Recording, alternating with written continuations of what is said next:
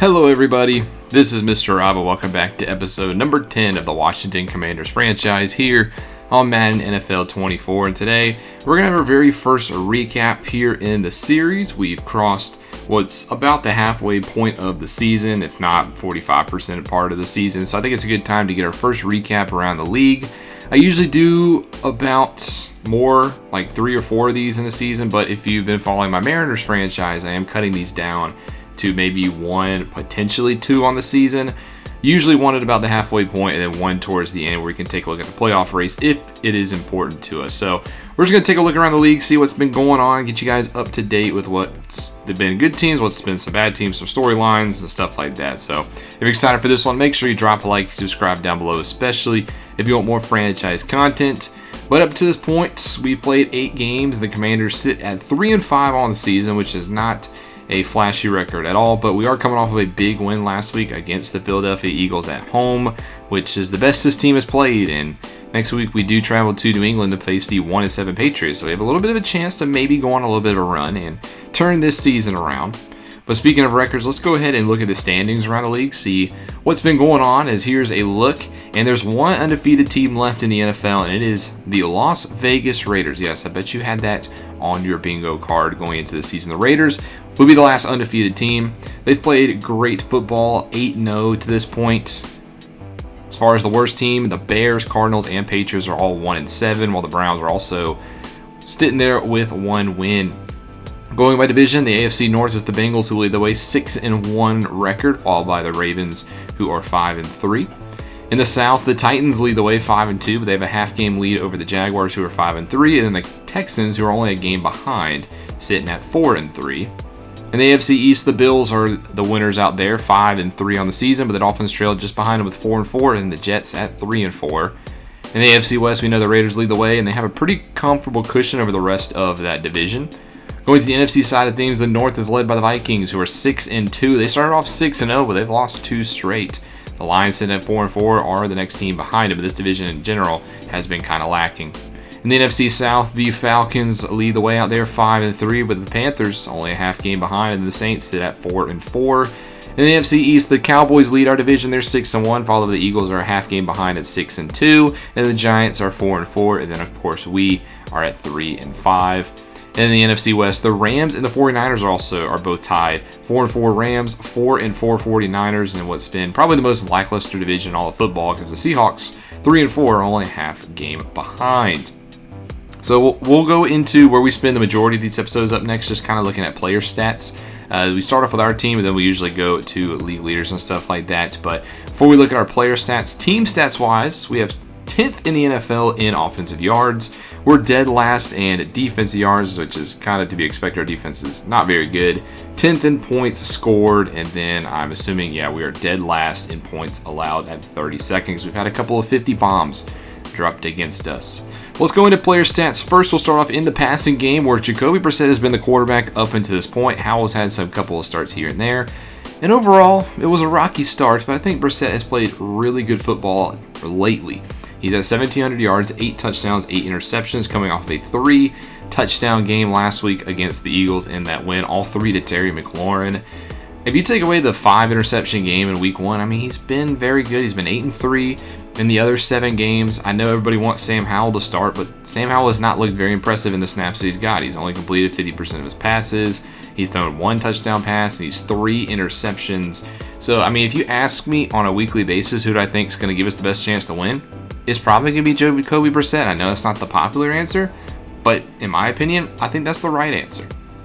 As far as rushing, Antonio Gibson leads the way for us. I intended to have a 1-2 backfield, but Gibson has just by far and away been the better running back, and he just broke out into superstar, so he's probably going to get the majority of the carries even more, as he's got 615 yards, only 1 touchdown this season though, and Brian Robinson Jr. has 170 yards and only has 50 carries. That's 3.1 or 3.4 average per carry, but he does have 4 touchdowns, so he's a great goal line back to have still on the team. And then Jacoby Brissett also added 3 touchdowns on the ground, so he's been a pretty good dual threat guy. And then we saw Jarrett Patterson get his first touch in the last game. He ripped off a 21-yarder, and then Howell has 2 for 15. Receiving game has definitely been Terry McLaurin leading the way, 46 catches, 648 yards. That's 14 average per catch with 4 touchdowns, 3 of those coming last game, and I think all 4 of those have come in the past 2 weeks. I mean, McLaurin took a while to get his first passing touchdown. It took a while for this team to get their first passing touchdown in general, but now Terry McLaurin has 4 on the season, which leads our team. Gibson's also added 326 through the air. He's also our receptions leader, and with 2 touchdowns. Logan Thomas up next, surprisingly. He has 269 yards, but has yet to find the end zone. And then Curtis Samuel up next, 239, a touchdown, but he's also been hurt, so it's kind of led to our receiving game not being in the best spot. Jahan Dotson, the second-year man at Penn State, only has 7.5 average per catch and 1 touchdown. De'Ami Brown's looked very good, though, in the wake of Curtis Samuel's injury. 5 catches, 76 yards for him, so maybe he gets some more playing time down the stretch. I would like to see that. And with Samuel being a free agent after this year, De'Ami Brown's kind of proving that he deserves a spot on this team. John Bates, the backup tight end, has 1 score, and then Robinson has 10 catches for 36. And then we saw Cole Tucker also get his first catch of the season last week. As far as blocking, the worst lineman for us blocking-wise has been Sam Cosmi, our right tackle. He's given up 8 sacks in 8 games. If he keeps this up, he might get benched in favor of Andrew Wiley, who was a pretty penny to get this offseason. Leno has not been that great on the other side, and 5 sacks as well. And the middle hasn't given up as much sacks, but they've not been very good in the run game. As far as defense, our tackles leader is Jamin Davis, who I think has been our best linebacker by far this season. Tackles for a loss with 12 is Jonathan Allen, and that's saying something because he's also missed some time. He's still currently hurt as well. Sack leader is Montez Sweat, who has 4.5, followed by Casey Toohill, who has 3, who stepped in very nicely in the wake of Chase Young's injury. Deron Payne also has 3, Jonathan Allen has 2. Khaleke Hudson got both of his in his first start last week, which is great to see. He'll probably continue to play that right outside linebacker position, with Yamin Davis over there playing left outside linebacker. James Smith-Williams has 1, Kendall Fuller has 1, Mathis has 1. We saw him break out to star dev as well. And one guy you don't see is Chase Young. He's only got a half sack on the season. Interception-wise, Cameron Curl and the rookie Emmanuel Forbes both have 2 for us, followed by Kendall Fuller and Benjamin St. Juste with 1 apiece. And then with deflections, it is Emmanuel Forbes who has 5, who leads the way, even though I think Kendall Fuller has played the best corner-wise in our secondary. Kicking-wise, we're perfect other than 2 extra points missed by Joey Sly. And then in the kick return game, we do have that 1 kick return touchdown by Antonio Gibson in week 1. But that does it for our stats. We'll take a look quickly at the league leaders to see what's going on around the NFL, starting off in the passing department. And the guy who's passed for the most yards up to this point is no surprise, Patrick Mahomes, 2,200 yards, followed by Tua Tagovailoa, who has 2,551. 2012 for Kirk Cousins, and then rounding out the 2000s is Joe Burrow. But sitting there in 7th is Jacoby Brissett. Touchdowns leader is Patrick Mahomes, who has 19, and then Josh Allen with 18, only throwing 1 interception. That's pretty impressive. Tua with 16, and then Aaron Rodgers only with 1 interception as well. Interception leaders is actually not Jacoby Brissett. Both Tua Tagovailoa, Baker Mayfield, and Mac Jones have all thrown double digits. Jones, 4 touchdowns, 10 interceptions. That is a horrific season for him. As far as passer rating in terms of like starters, it is Joe Burrow with 123. The rushing department, the leader in rushing yards is Saquon Barkley with 875, followed by Josh Jacobs, who I think is having a great season, 838. Ezekiel Elliott of the Buccaneers, who signed a 1-year contract before the season starts with Tampa Bay. He's got 712. Then we see Joe Mixon, Derrick Henry, and then Antonio Gibson. As far as rushing touchdowns, it is Jonathan Taylor with 11, who is staying in Indy. He cannot find a trade partner for Taylor, so he's going to finish this season with the Colts. Jacobs has 9, and so does Aaron Jones and Isaiah Pacheco. Receiving game, the leading person is Justin Jefferson, the best wide receiver in football. No surprise, 59 catches, 711 yards. He leads both categories. And then with touchdowns-wise, it is Stephon Diggs and Adam Thielen now of the Panthers, former teammates in Minnesota. Both have 7. Back to yards, we see Terry McLaurin is second, though, with 648, followed by Tyreek Hill. And the leader as far as tight ends is Travis Kelce with 603. He also leads the way with receiving tight ends for tight ends with 6, followed by CJ Uzomah, who also has 6 of the Jets.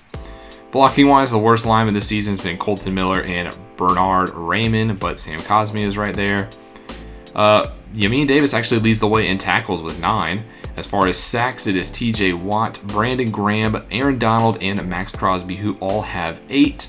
Brandon Graham got 4 of those against us in our first meeting with Philly. Tackles for loss leader is not Allen. It is Chris Jones, who has 14. Interceptions is Matt Milano, the linebacker of the Bills, with 4. Terrell Emmons also has 3 at safety for the Eagles, and the leaders for corners is J.C. Horn, James Bradbury, another former Panther, Marshawn Lattimore, and Marcus Peters. Kicking, has anybody been perfect on the season? It doesn't really look like anybody's been perfect. Oh, Cameron Dicker, the kicker out of Chargers, has been perfect on both of his kicking, field goal wise, and extra points. Punting, I don't really care too much about that. Other kick return touchdowns, the only other one who has one is Calvin Austin III in Pittsburgh. And then there has been one punt return touchdown, Adoree Jackson, against us, if you remember when we got absolutely smoked by the Giants and the defense didn't want to show up. So that does it for league leaders. And that's kind of a good little recap around the league. But last thing I do want to do before we end this episode is look quickly at the top of the draft class, specifically the quarterbacks, because it's no secret this team is not very good. They sit 3-5, and well, there's really no quarterback of the future, and there's 3 quarterbacks in this draft class. Now, I do use real prospects, as you can see, and I use Sports Gaming Rosters draft class. I think he always does the best ones. I've used him in my other series, and I think I'm keeping him up here.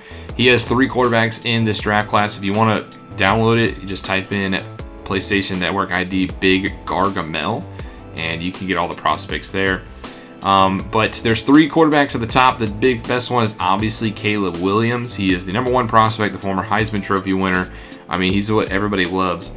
But in my opinion, might not be the bona fide number 1 you might think. He has great medium accuracy. We know it's an A. His short accuracy, I'm assuming, is probably going to be an A. And I had to take a guess, his deep ball accuracy is probably going to be like a B or a C. He's great under pressure. He's got good awareness. It's not the best throw on the run, though. But I think Caleb Williams is obviously the top pick quarterback-wise. And if you have the number 1 overall pick, you're probably going to get Caleb Williams. But if you don't have the number 1 overall pick, I think the guy behind him is actually not bad from what we've seen. Drake May is the second listed quarterback, and he's a top 5 projection. We might not have the number 1 overall pick.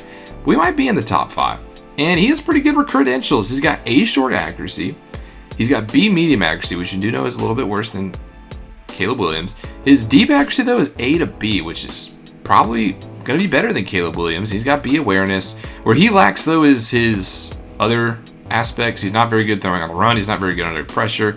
I think if you have a quarterback with a clean pocket, I think Drake May is the best quarterback in this draft class. Better than Caleb Williams with a clean pocket. But I think where Caleb Williams shines is extending those plays, keeping his eyes downfield, maybe outside the pocket, having to move a little bit mobile when the pocket's collapsing. I think Williams is better in that regard. But if you want like a clean pocket passer if you have a great offensive line and you want to just stick Drake May in a system, I think he might be the best.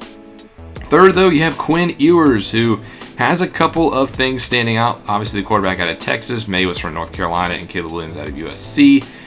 Ewers is probably not as well-rounded as the other ones, but he has probably the best short accuracy in this class. Like, short, probably about like 5 to 15 yards in the line of scrimmage. I mean, he has A short, A medium.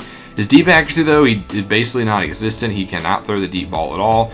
But if you like a guy who can dink and dunk his way down the field, it's probably Quinn Ewers, because he's also pretty good under pressure. If the quarterback pocket starts to collapse right away, Ewers is it. But if you expect him to extend the play with his legs or throw the ball deep downfield, this is definitely not your quarterback.